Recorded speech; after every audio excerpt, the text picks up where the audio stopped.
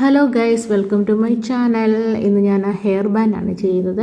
എന്നോട് പലരും ചോദിച്ചിട്ടുണ്ടായിരുന്നു എങ്ങനെയാണ് ചെയ്യുന്നതെന്ന്. ആദ്യം ഞാൻ ആ ക്ലോത്ത് കട്ട് ചെയ്തെടുത്തിട്ട് രണ്ട് സൈഡും ഇങ്ങനെ തയ്ച്ചെടുത്തു. അത് കഴിഞ്ഞ് ഞാൻ ആ എലാസ്റ്റിക് നടുക്ക് വെച്ചിട്ട് ആദ്യം ജസ്റ്റ് ഒന്ന് സ്റ്റിച്ച് ചെയ്തു. അത് കഴിഞ്ഞ് ആ എലാസ്റ്റിക് ഞാൻ വലിച്ചു പിടിച്ചിട്ട് തയ്ക്കുവാണ്. അപ്പോൾ നമുക്ക് ഇങ്ങനത്തെ ഒരു രീതിയിലാണ് ഇത് കിട്ടുന്നത്.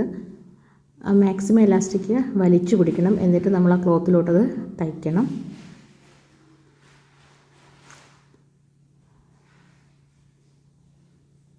ഈ ഒരു സൈഡ് ഞാൻ തയ്ച്ച് കഴിഞ്ഞിട്ട് ഞാൻ ഈ സെയിം തന്നെ റിപ്പീറ്റ് ചെയ്ത് അടുത്ത സൈഡും തയ്ക്കുന്നുണ്ട്.